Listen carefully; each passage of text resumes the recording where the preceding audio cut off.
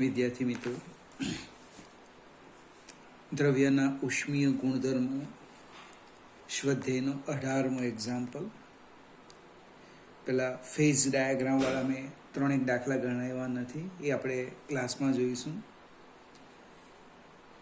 101 ફેરેનહીટ તાપમાન ધરાવતા એક બાળકને એન્ટીપાયરીન તાવ ઘટાડવા માટેની દવા આપવામાં આવે છે, જેને કારણે તેના શરીરમાં પરસેવાનો બાષ્પાયનનો સરેરાશ દર વધે છે. જો 20 મિનિટમાં તાવ 98 ફેરેનહીટ સુધી નીચે આવી જાય છે તો દવા દ્વારા થતા વધારાના બાષ્પાયન દર કેટલો હશે? એમ સ્વીકારો કે ઉષ્મા વ્યયનો એકમાત્ર રસ્તો બાષ્પાયન છે. બાળકનું દ્રવ્યમાન 30 કિલોગ્રામ છે. માનવ શરીરની વિશિષ્ટ ઉષ્મા ધારિતા આશરે પાણીની ઉષ્મા ધારિતા જેટલી જ છે. આ તાપમાને પાણીની બાષ્પાયન ગુપ્ત ઉષ્મા 580 કેલરી પર ગ્રામ છે. વિદ્યાર્થી મિત્રો, 2 તાપમાન છે આપણે. એક T1 આપ્યું છે ફેરેનહીટ. પહેલાં તો ફેરેનહીટ અને સેલ્સિયસ વચ્ચેનો સંબંધ લખવો પડશે. 9/5 T સેલ્સિયસ.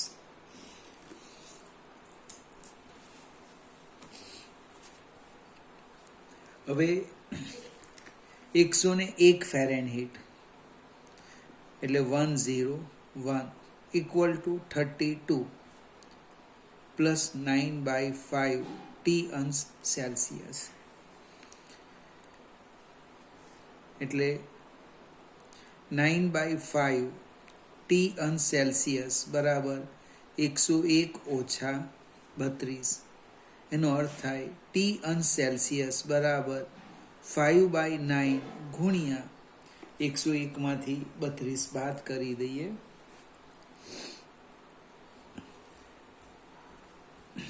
1માંથી 2 એટલે 8, 9, 9માંથી 3 જવાના 6. હવે બાજુમાં લખું 98 ફેરેનહીટ બરાબર 32 વત્તા 9/5 T સેલ્સિયસ એટલે કે 9/5 T સેલ્સિયસ બરાબર 98 ઓછા 32 એટલે કે T સેલ્સિયસ બરાબર 98માંથી 32 જાય, 8માંથી 2 જાય એટલે 6, 66 ઇન્ટુ 5/9. હવે આપણે એક તાપમાન છે, હું છું એને T1 કેમ, 5/9 ઇન્ટુ 69 અને આને T2 કહી દેમ 5/9 ઇન્ટુ 66. તાપમાનનો તફાવત જોઈએ. તાપમાનનો તફાવત ડેલ્ટા ટી કેટલો આવવાનો? તો કે મોટામાંથી નાનું બાદ કરવાનું, T1 minus T2. 5/9 into 69 minus 5/9 into 66 એટલે 5/9 ઇન્ટુ 3 એટલે 5/3 અંશ સેલ્સિયસ. હવે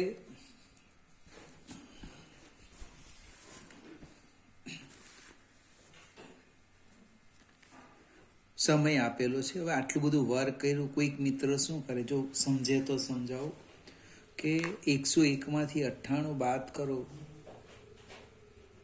અને એટલે 3 ફેરેનહીટ આવવાના.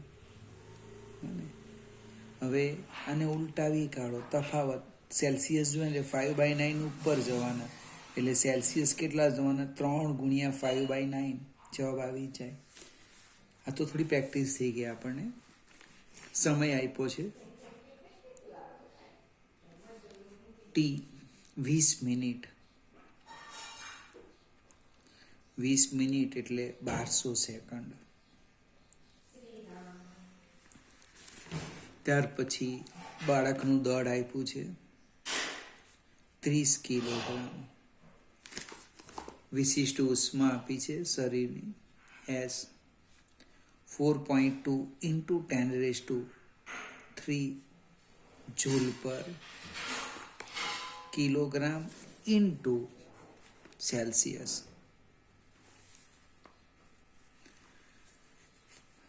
ગલનગુપ્ત ઉષ્મા આપી છે એલ 580 કેલરી પર ગ્રામ.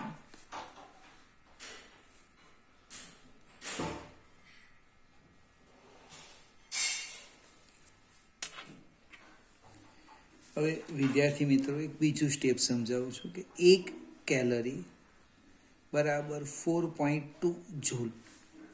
એટલે કેલરી છે એને આપણે જૂલમાં ફેરવવાના.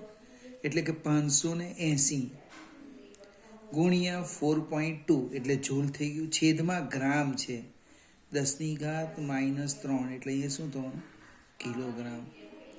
એટલે કે 580 ગુણ્યા 4.2 × 10⁻³ જૂલ પર કિલોગ્રામ.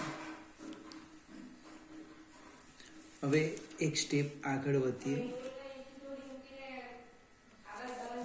ધારી લઈએ, ધારો કે આ બધી માહિતી આપી છે, બધી લખી છે કે 20 મિનિટમાં એટલે કે 1200 સેકન્ડમાં એમ ગ્રામ અથવા એમ દળના પરસેવાનું વરાળમાં બાષ્પીભવન થાય.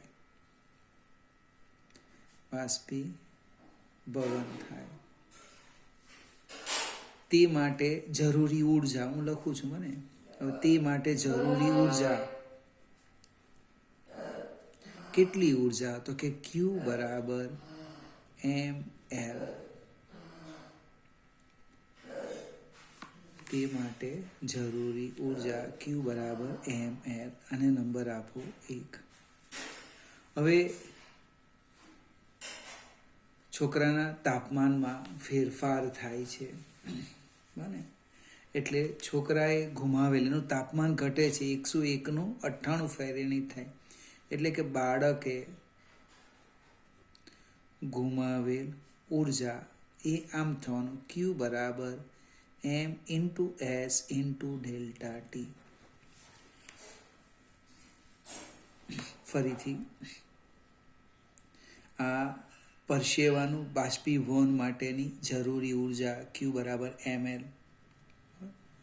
અને બીજું તાપમાન ઘટે છે એને કારણે બાળકે ગુમાવેલ ઉર્જા એ શામાં મળી? આમાં મળી. આ સમીકરણ 1 અને 2 ને આપણે માત્ર સરખાવીએ. સમીકરણ 1. હવે સંજ્ઞામાં થોડી તકલીફ પડી ગઈ. આપણે પાણીનું દળ છે m' લઈ લઈએ, m'. નહીં તો એમ કેન્સલ થઈ જશે. સમીકરણ 1 અને 2 પરથી m' બરાબર ms ΔT. આ જે એમ છે બાળકનું દળ છે બને ને આ પરસેવાનું દળ છે. એટલે કે m' બરાબર ms ΔT/L. કિંમત મૂકી દઈએ. ફરીથી બંનેને સરખાવી દીધા. આપણે m' શોધવાના છે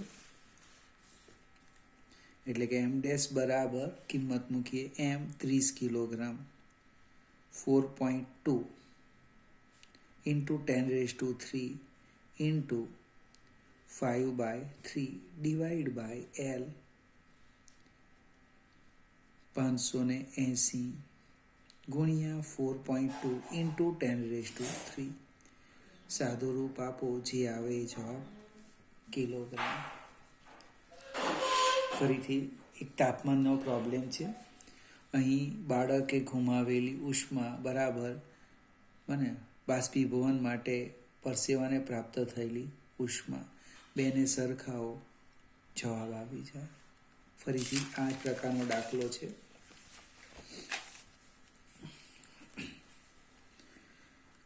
19મો દાખલો સેમ આ જ પ્રકારનો છે.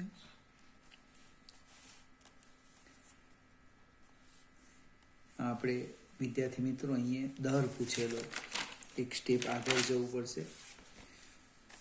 18મા દાખલામાં દર પૂછ્યો છે ને, પરસેવાનો બાષ્પીભવન દર, એટલે લખવું પડશે ને, પરસેવાનો બાષ્પીભવન દર એ આમ લખાય એમ ડેશ બાય ટી. તમારો જે એમ ડેશ આવે એમ ડેશ અને ટી કેટલા લઈ લેવાના? 1200. આ સમીકરણની સરખામણીથી માત્ર તમને શું મળવાનું? દળ મળવાનું. દળ ભાગ્યા ડેલ્ટા ટી કરી દેવો એટલે એનો બાષ્પીભવનનો દર આવી જાય. 19મો એક્ઝામ્પલ. થર્મોકોલના આઈસ બોક્સમાં ઉનાળાની ઋતુમાં ઓછી માત્રામાં રાંધેલા ખોરાકને સાચવવાની રીત સસ્તી અને કાર્યક્ષમ છે. 30 સેન્ટીમીટરની બાજુવાળા સમાન આઈસ બોક્સની જાડાઈ 5 સેન્ટીમીટર છે. 4 કિલોગ્રામ બરફને તેમાં મૂકવામાં આવ્યો છે. 6 કલાક બાદ તેમાં રહેલા બરફનો જથ્થાનો અંદાજ મેળવો. બહારનું તાપમાન 45°C છે. થર્મોકોલની ઉષ્મા વાહકતા આપી છે. પાણીની ગલનગુપ્ત ઉષ્મા આપી છે. વિદ્યાર્થી મિત્રો, એક બોક્સ લઈ લઈએ આપણે. ધારો કે આ નોટ એ બોક્સ છે, સમઘન. આ એની લંબાઈ, પહોળાઈ અને જાડાઈ. અંદર બરફ છે. બરફનું તાપમાન 0 છે અને બહારનું તાપમાન 45 છે. એટલે બહારથી અંદર ઉષ્મા જવાની, એટલે બરફ પીગળવાનો. બને તો પ્રશ્ન કયો છે? 6 કલાકમાં કેટલો બરફ પીગળશે? અને આવો એક પ્રશ્ન છે. પહેલાં તો જે કંઈક આપ્યું છે એ લખવા પ્રયત્ન કરો. સમઘનની લંબાઈ આપી છે. આપણે સામે લખીશું કેટલીક માહિતી. લંબાઈ આપી છે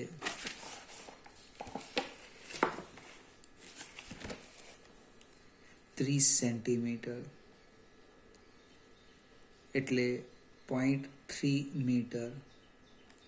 એટલે એક બાજુનું ક્ષેત્રફળ પણ શોધી કાઢીએ.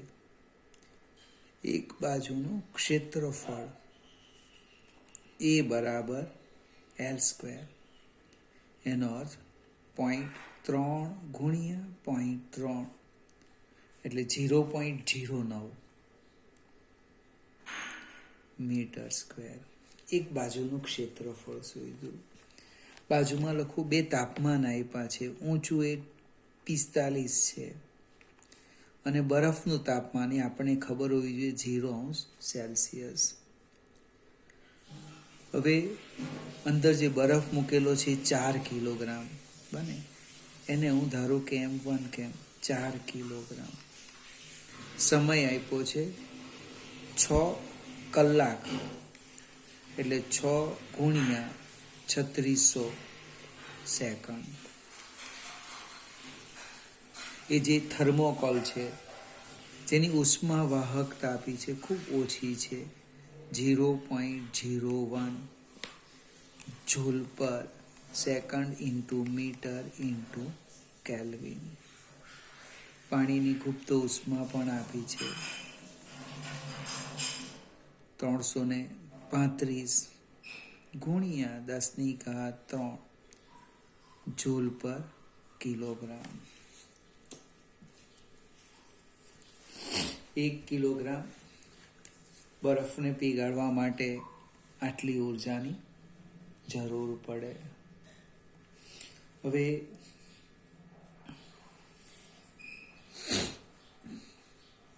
આપણે 2 રીતે ગણતરી કરવાના. ધારી લે કે ધારો કે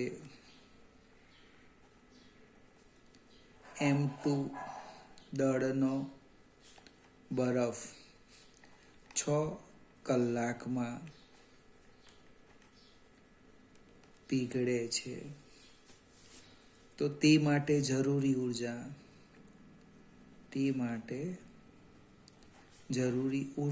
કેટલી ઉર્જા? તો કે Q બરાબર M2L, સમીકરણ 1. હવે 6 કલાકમાં બોક્સમાં દાખલ થતી ઉર્જા, બહારનું તાપમાન વધારે છે એટલે 6 કલાકમાં આઈસ બોક્સમાં દાખલ થતી ઉર્જા કેટલી? તો કે Q બરાબર, યાદ આવે છે ને, KA T1 minus T2 by L into T. અહીંયા બોક્સ જે બનેલું છે એની જાડાઈ L છે, L અથવા તો T લઈ લઈએ, T તો વપરાઈ ગયો છે, તો X લઈ લઈએ, X. આપણે તપેલીની જે ઉષ્મા દાખલ થાય ને એની જાડાઈ કહેવાય, જાડાઈ. અહીંયા મેં X લીધું છે, એ X તમને આપ્યા છે, અહીંયા લખી દઈએ. X બરાબર 5 સેન્ટીમીટર એટલે 0.05 મીટર. હવે મારી પાસે બે સૂત્ર છે. એક, M2 દળના બરફને જો પીગાળવું હોય તો આટલી ઉર્જા જોઈએ, અને એ ક્યાંથી આવી? બહારથી આવી, દાખલ થયા. બંનેને સરખાવી દઈએ આપણે, એટલે કે સમીકરણ 1 અને 2 પરથી શું થવાનું? M2L બરાબર KA T1 minus T2 into T by X. કિંમત મૂકી દઈએ. અને M2 KA T1 minus T2 into T by LX. KA કૌંસમાં T1 minus T2 into T by LX. બધી જ કિંમત મૂકો એટલે M2 આવી જશે. હવે કેટલો બરફ પીગળશે, અથવા તો બાકીનો બરફ, જે બરફ પીગળી ગયો તો 6 કલાક બાદ વધેલો બરફ લખવો હોય તો ડેલ્ટા M1 માઇનસ M2.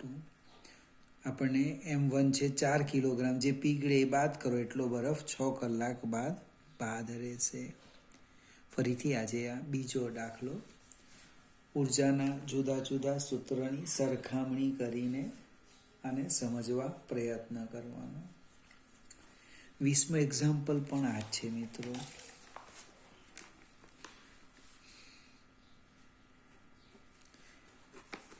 હવે એક પિત્તળના બોઇલરની જાડાઈ, એટલે તપેલી જ સમજવા માટે લેલું એક પાત્ર છે. તળિયેથી એને આપણે ગરમ કરીએ છીએ, એટલે તળિયો જે ભાગ છે એમાંથી આ ઉર્જા અહીંથી આવીને અહીંયા ઉપર આવે છે જાડાઈમાંથી, અને પાણીને ઉકાળે છે. તો એ જે અહીં ઉષ્મા પ્રાપ્તિ સ્થાન છે એનું તાપમાન શોધવાનું છે. આ જે પાયો છે, અહીં એક ભૂલ થઈ હતી મારી, પ્લીઝ મિત્રો. અહીંયા એ જે લખ્યું છે ને એ 6A આવશે. ચોપડી પ્રમાણે જવાબ છે 6A. અહીં 6 લખવું પડશે. કેમ? તો કે એ જે બરફ છે, બરફ 6 બાજુમાંથી, ઉષ્મા એ સમઘનની 6 બાજુમાંથી દાખલ થાય. હવે એ ક્યારે શક્ય? જો ખરેખર એને તમે લટકાવ્યું હોય ને હવામાં તો 6 બાજુમાંથી દાખલ થાય, ને કોઈક પર મૂક્યું હોય તો 6ની જગ્યાએ 5 જ આવે. અને QA એટલે કેટલા? 6A, 6 બાજુનું ક્ષેત્રફળ. અને આ મેં સાદુરૂપ નહીં આપ્યું, સાદુરૂપ આપતે તો ભૂલ પકડાઈ જતે, કારણ શું જવાબ નહીં આવતે. એટલે આજે કાળજી રાખજો મિત્રો.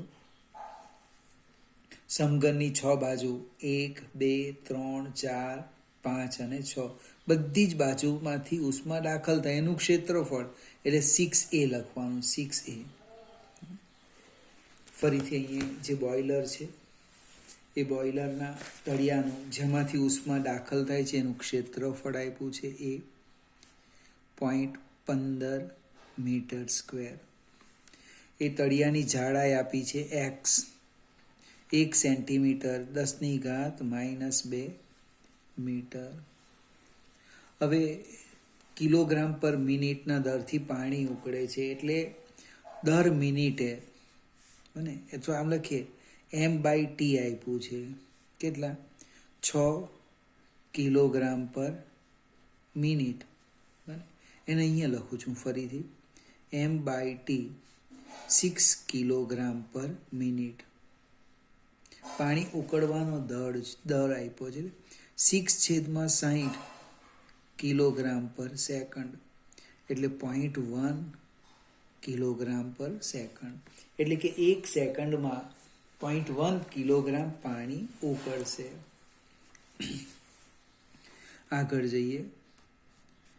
પિત્તળની ઉષ્મા વાહકતા કે આપી છે તમને 109 કિલો આપણે joule per second into metre into kelvin. Kilogram નહીં, કેલ્વિન. પાણીની બાષ્પયન ઉષ્મા આપી છે L 2256 ગુણ્યા 10³ જૂલ પર કિલોગ્રામ. અહીંયા પણ આપણે 2 સૂત્ર લખવાના. પહેલાં તો દર સેકન્ડે બોઇલરમાં દાખલ થતી, બહારથી બને, દર સેકન્ડે બોઇલરમાં દાખલ થતી ઉર્જા કેટલી? તો કે Q બરાબર KA T1 - 100 divide by X. દર સેકન્ડ એટલે T = 1, અહીંયા 1 લીધું છે. આ ઊંચું તાપમાન છે, પેલું વરાળ છે, પાણી ઉકળે છે, એટલે એનું તાપમાન કેટલું છે? 100 લીધું છે. હવે દર સેકન્ડે વપરાતું પાણી, અને દર સેકન્ડે વપરાતું એટલે પાણીનું જે વરાળમાં પાણી દર સેકન્ડે 0.1 કિલોગ્રામ પાણીનું વરાળમાં રૂપાંતર થાય. તમને કોણે કીધું? તારે આ સ્ટેપ યાદ રાખો. દર આપેલો છે 0.1 કિલોગ્રામ પર સેકન્ડ. 1 સેકન્ડમાં 0.1 કિલોગ્રામ પાણી વરાળ બને. એટલે સીધું જ લખી દેવું Q બરાબર ml. આને નંબર આપો 2. સમીકરણ 1 અને 2 પરથી શું થવાનું?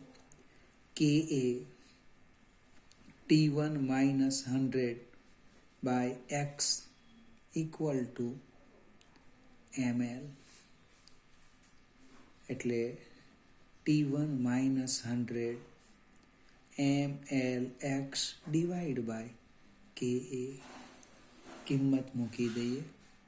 m 0.1 L 2256 ગુણ્યા 10³ X જાડાઈ -2 કે ઉષ્મા વાહકતા આપી છે. ઉષ્મા વાહકતા છે 109 ગુણ્યા ક્ષેત્રફળ 0.15. સાદું રૂપ આપીએ આપણે.